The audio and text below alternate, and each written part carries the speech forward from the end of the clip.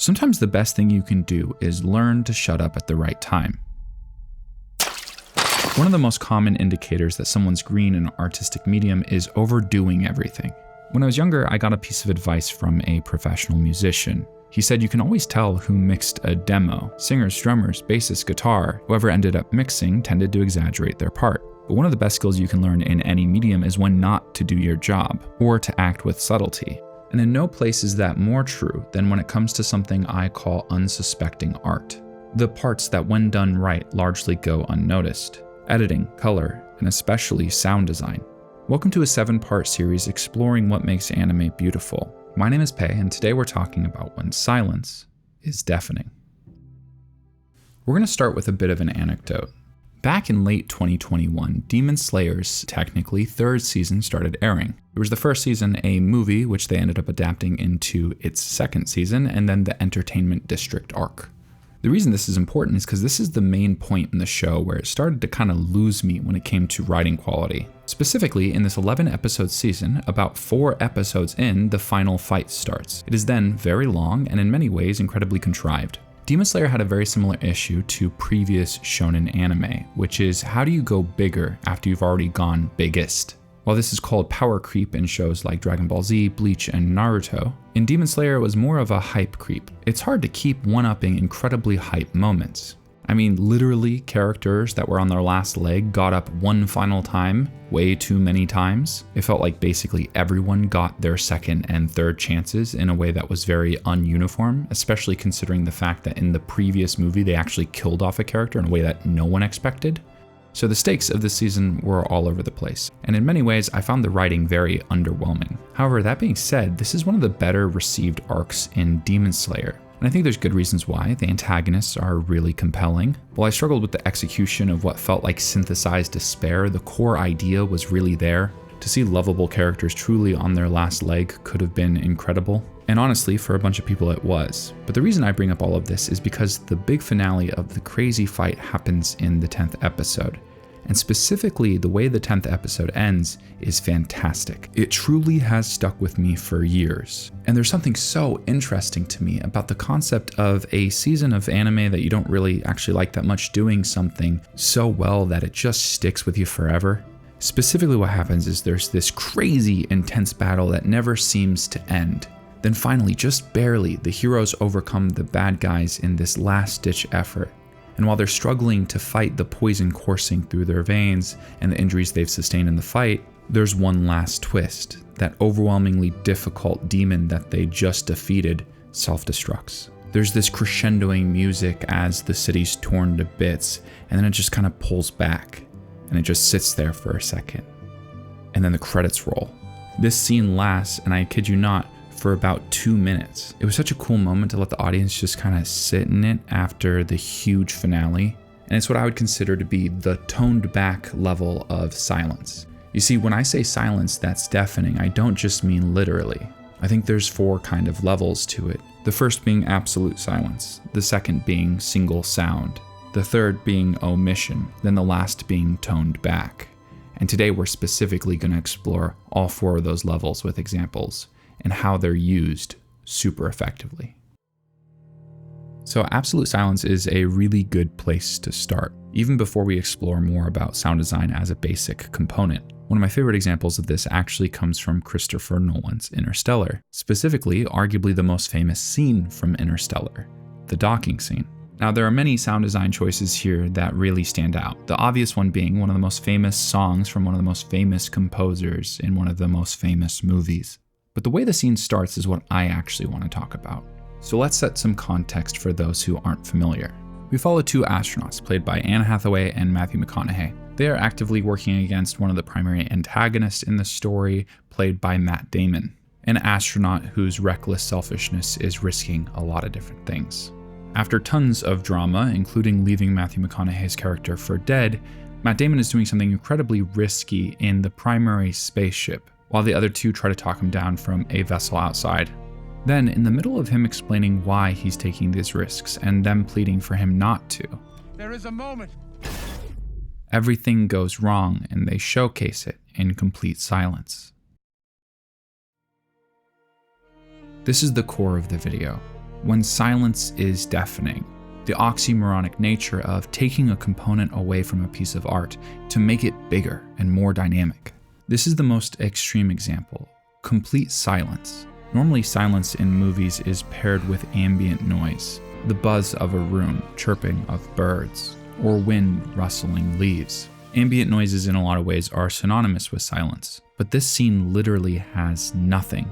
An explosive catastrophe muffled by the vacuum of space. This form of silence is used the least often, but when it is used tastefully, it can be the defining component of an already fantastic scene. Art is all about contrast, and nothing is more extreme than stripping something that should be constant, meaning, because it's often so overt, it comes with risks. Any artistic expression used with a heavy hand has to come with care. It can completely miss the mark, confuse audiences, or just not click. But great art is the result of conscious choices to try to express something. But what about an example that's less severe, where instead of no sound, you just have one? In Neon Genesis Evangelion, there's an almost infamous scene where two characters who hate one another sit in an elevator for 53 seconds straight. It's an uninterrupted, repetitive shot with only ambient sound from the elevator. This scene exists for multiple reasons, the primary one being budget restraints, but there is something fascinating about it that obviously is stuck with the anime community. Good art is meant to be interpreted, and when someone comes along and does something that's never done, like a minute straight of silence, it leaves a lot of room for interpretation. This scene is a wonderful example of one sound silence, the term one being used a little liberally here. Obviously, elevator ambience is a collection of a bunch of different small sounds, but it can be reduced into elevator ambience. Scenes usually have Foley, ambience, dialogue, and music, and effects used to make it all feel seamless. But what we're talking about here is stripping down sound to one singular focus. These scenes are all over the place, especially if you're looking for them. Take, for example, the pilot of Frieren Beyond Journey's End. After attending the ceremony for Himmel's funeral, they're at the grave site. The transition between the two shots pulls the sound away, excluding the lasting reverb of the previous music. You can see a bell ringing, but can't hear it. And then suddenly, with another cut, you can. These choices in sound are very deliberate, which is then made incredibly obvious when the single sound is shoveling dirt onto the grave. And as Frieren reminisces about her memories with Himmel and voices her regrets, all you hear is the shovel. Evan Call's score for Frieren Beyond Journey's End is fantastic, yet they very deliberately for this scene chose to leave space. It's the fascinating decision to pull back to make a scene feel bigger. By reducing crowding, you give the things that audiences are supposed to be focusing on complete attention. It's an incredibly powerful moment, kind of the foundation of the rest of the series, built around a single sound. Now, much more common is just omission, a less extreme place on this spectrum to exclude things that once again pulls attention towards a singular focal point. One of my favorite fights in all of anime is Kakashi versus Obito. There's no dialogue or explanation, there's just a very soft score and the sound effects of people trading blows. I think this is a perfect example of omission. In many ways, it feels bare bones. They linger in the space, and it makes for a fantastic scene. Sound design that complements the outstanding choreography and directing. In Attack on Titan, there's a very famous example of omission. In Season 3, Episode 18, titled Midnight Sun, they pulled music away from the entire first half of the episode. There's no opening sequence or soundtrack. This episode's built around an incredibly intense emotional moment for a character named Levi. With one serum that can save the life of someone on the edge of death, and two incredibly important people actively dying, Levi needs to make a choice. The deliberate decision to exclude music creates a grittiness to the entire episode that sometimes Attack on Titan missed. It's a show that lends itself towards the grandiose, and this specific choice feels tragically grounded despite its implications in the larger story. This once again demonstrates that you can make an episode or scene bigger by pulling back. Omitting the music is a very deliberate choice that adds a lot to this specific episode. But what happens when we see the opposite? One of my favorite scenes in all of animation comes in Avatar: The Last Airbender's finale. Last week I made a video talking about Zuko's redemption arc, and I briefly touched on a scene that stands at the pinnacle of what I consider to be highly aesthetic. Zuko's fight against Azula is the accumulation of one of the best redemption arcs in media. She represents everything he failed to be, and the beautiful visuals are greatly enhanced by the sound design choices. The score for this fight is breathtaking, and it's pulled even more to the forefront of our attention in the way that they handle the fight's sound effects. They're muffled and reduced while still feeling dynamic and big. These are two expert firebenders greatly enhanced by a comet. It's an amazing example of toned back silence. Not a full omission, but an audio effect that adds so much to the scene. Once you start paying attention to all the expert ways that artists navigate sound, you'll start to also see the expertise in its subtlety. Animated projects are built from the ground up, which means every sound is a conscious choice. Ambience, Foley, voice acting, music, everything's deliberate. It's a crucial component of immersion, but it's also a playground for expression. For an earlier video in this series, I rewatched Your Name, and I was absolutely blown away with just how good the sound design is. Watch this scene without any sound. Now again with the Foley. Hurry up! I think it adds so much to the scene. It's expert sound design and it easily goes unnoticed. Look at all the different sounds they have for closing doors.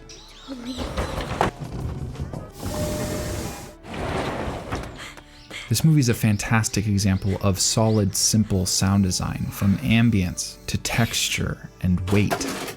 There's life to it all, and it's so satisfying. Sound design is a crucial part of what makes anime beautiful. That's why I love when expert sound designers know when to pull back, when to take it away completely.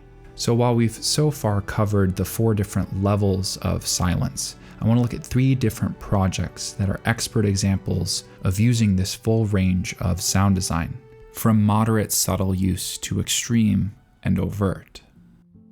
Liz and the Bluebird is a film that flies under the radar for a lot of people. While it's definitely a part of the Sound Euphonium series, something that's fascinating about it is how well it holds up on its own. Quick warning, this movie is very slow and delicate with its time. Ultimately though, I think it's absolutely worth it. It's a deeply emotional story following 2 high school girls who are a part of concert band. It navigates their dynamic and relationship. It's a subtle but magnificent story for sound design, and I think everything that's special about this story is demonstrated beautifully in its intro.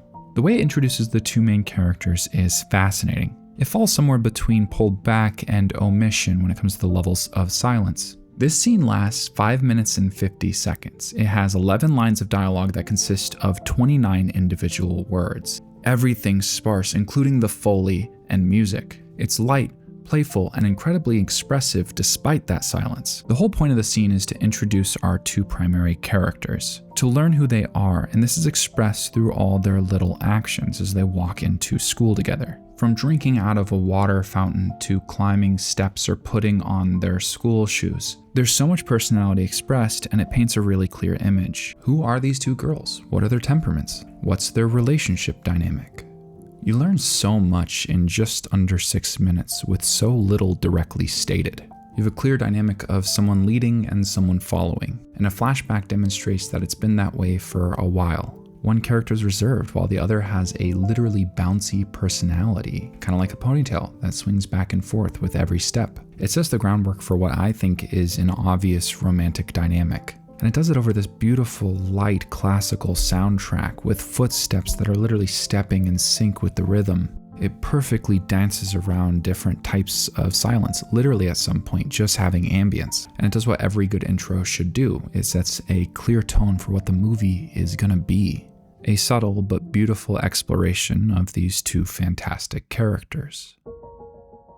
We've talked a lot about how silence can positively impact a story, but what about when it's directly tied to the plot and characters? There are many incredible pieces of media built around deafness, and one of the most famous, especially in anime, is A Silent Voice. A story that follows a boy named Shoya Ishida and his relationship with a deaf girl named Shoko. From him and his classmates bullying her in elementary school, and because of his central part in it being the scapegoat for the entire situation, to reconnecting as teenagers and developing a friendship.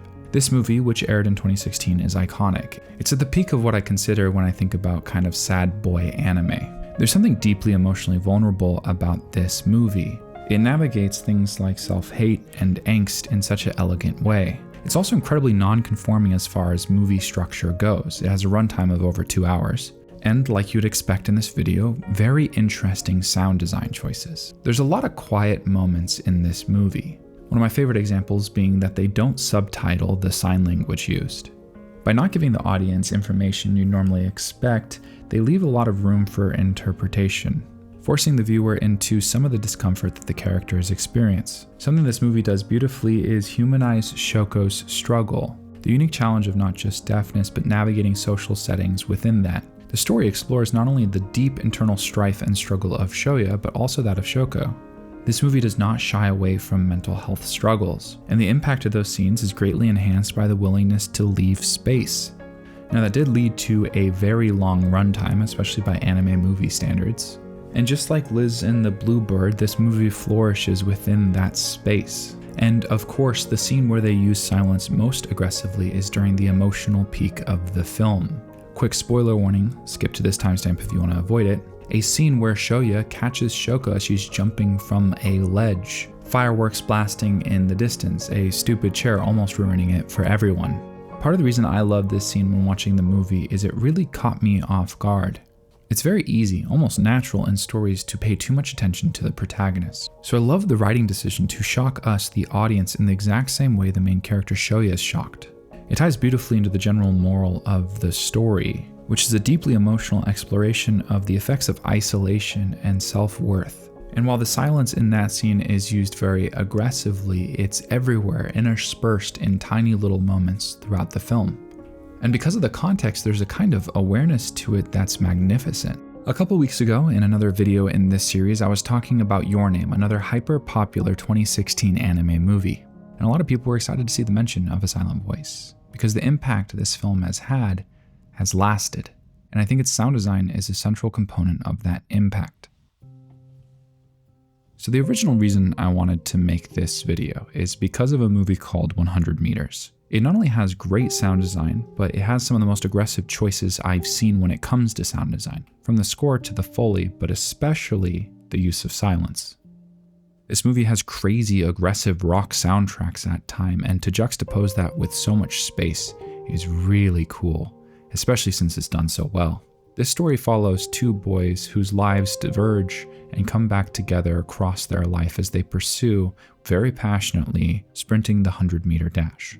Now, despite how good the sound design is, 100 Meters very famously uses aggressive rotoscoping. It's a stylized anime that's so visually distinct, so the first 5 videos you'd expect someone to make about 100 Meters are about its visuals. But today what I want to do is I want to look at a couple scenes and the way they use sound to greatly enhance them. A shockingly large amount of them being the choices they made to replace a starter's pistol with another effect. From a train running over tracks to a water droplet that was used as the intro of this video. So let's start with a little bit of information on the story. We start with Togashi, a kid lauded as one of the fastest elementary school runners in the nation. He's confident and capable. So when Komiya, a transfer student, comes to school and demonstrates a passion for running, he teaches him. And after tons of work and preparation, Komiya wins a race at their school. Then afterwards, asks Togashi if they can race. Standing under a bridge with a train running above them, Togashi points at a far tree, saying that this is exactly 100 meters. And he points out a loud bang that happens when the train passes over them. Ba-bum.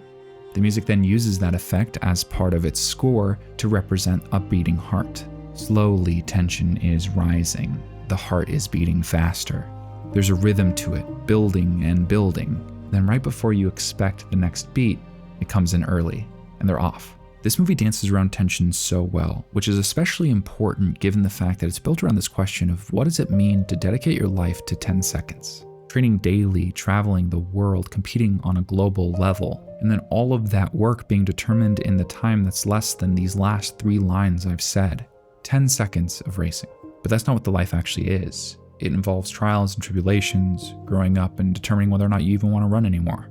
One of the best shots I've ever seen in anime that I should make a video about is this long oneer, which is only really possible because of their aggressive rotoscoped style. something that in almost any animated media will be avoided like the plague because it's filled to the brim with things that are hard to do in the medium. Slow, consistent shifting of the camera's perspective, fast frame rates, backgrounds that are complex. In many ways, the scene is one of the two pinnacles of what this movie has to offer. Like a lot of the other scenes I've talked about in this video, it lasts a long time, and they really utilize the space. There's this rock track in the background that's aggressive and avert. The rain is pouring. It's building and building and building, and then they get set.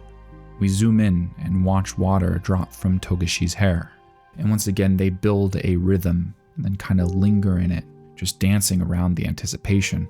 Then we go in slow motion and watch as the water drops, and they're off. Not only is it a fantastic start to this scene, but the results of the race are kind of shattering for a character, and they use that same rain to create this kind of negative space visually and slowly overwhelm him until it becomes a white noise static. It's one of multiple breathtaking scenes, kind of building around silence and noise. Something that's really special about this movie in comparison to the others that I've talked about is while it does engage in silence beautifully, it also engages in loud beautifully. It's so aggressive in its use of dynamic range. I mean, there's a scene where Togashi in high school has stopped sprinting and gets kind of convinced by one of the girls on the high school track team to run again. But they have this moment where they pull back. It's just so good. But the crown jewel is the ending. Spoiler warning for those who want to avoid it. The ending of 100 meters is really what solidified to me that it's a masterpiece. I think it'd be easy to look at this movie and potentially see pseudo-intellectualism, like the characters' statements are trying to be deeper than they actually are, but I kind of think that's the point. Existential fear surrounding the purpose of life is widespread and constant. We see this theme explored all across art because it's such a universal experience. What's the point of life? How can I face something as intimidating as death, feeling confident in the way I lived, the decisions I made? Now, this question's especially apparent for those who are dedicating their entire life to niches with absolute pursuit, like a sprinter whose entire life is built around 10 seconds. In their case, there's this intense question of why do you run? And this movie explores what it takes to be someone in that circumstance beautifully. The crazy philosophies that border on delusion, in many ways when it comes to something like sprinting, are almost a necessity. The reason we're going down this tangent and exploring this question is because it's really important when it comes to understanding what makes the finale of 100 meters so special. In sprinting, like a lot of other competitive sports, there's winners and losers. And across Togashi and Komiya's life, they trade that place of being the winner and loser. It's devastating to commit yourself to something completely and lose. So in this last race, with so much at stake, we don't linger in the preparation like the other races. Actually, it starts so quickly before you even get a chance to really prepare, because the setup was the entire movie up until this point. All these conversations and monologues between world-class sprinters, all with different philosophies about why they run and what the point is. They all have their reasons, and at the core of that is this experience where when you dedicate so much of your time to such a brief moment, sometimes when you're in the right flow and mindset, it can feel kind of endless. 10 seconds lasts so much longer than you'd expect. And that's what this final race is about. The importance to the human condition of directly facing challenges. Adversity is such an important part of subtle joy and overwhelming euphoria. Happiness comes in many forms, simple and deeply complicated. So when this final race starts and there's no music and an abundance of silence, they purposely make it last way longer than 10 seconds. The actual scene ends up being somewhere around a minute. We cut between the different characters, their breath and footsteps. The intensity of the entire scene is so simple, the exact same distinct style that this movie has demonstrated time and time again across its entire runtime. We're watching just another moment where these characters' lives converge, each one brief but significant. We've seen the way they've developed and grown and shifted, their relationship with running and themselves drastically changing. They're pushing and pushing, each cut is frantic, there's more exaggeration in the art style. Then before you know it, it all slows down. Their cleats become the banged up shoes that they wore in elementary school as they ran side by side. Everything gets quiet, and it slows down. We see the two characters running side by side, smiling. And before we get to see who wins, it cuts. But the best part is after a second of silence, we hear them continue to run. It's an outstanding finale that uses silence and sound so effectively. It's all just decisions. Every sound or lack thereof is a choice in animation. And it can take something that's fantastic and make it a masterpiece. I think that's so cool. Amazing sound design decisions are everywhere, and very often they go unnoticed. So cheers to all the unsuspecting components of art out there that make special pieces of media so special. A couple weeks back, an earlier video I made as part of this series kind of flopped, where I focus on color design. And it wasn't the first time I've tried to talk about color design, and for some reason people just seemed not interested. They weren't clicking on the video. But the point being, I'm really happy with how this video came together. I thought the exact same thing might happen here, but I'm really happy with how this turned out. I love piecing together an argument as to why maybe the media that means so much to me resonated in the way it does. The scenes and movies I talked about today are not only fantastic, but for me, very poignant examples of what sound has to offer as a component of art. Things like this are everywhere. People dedicating their lives, creating something special, contributing to our favorite art in ways that maybe won't be noticed. So next time you're watching something you love, pay attention to how it sounds. Cheers. I'll see y'all later.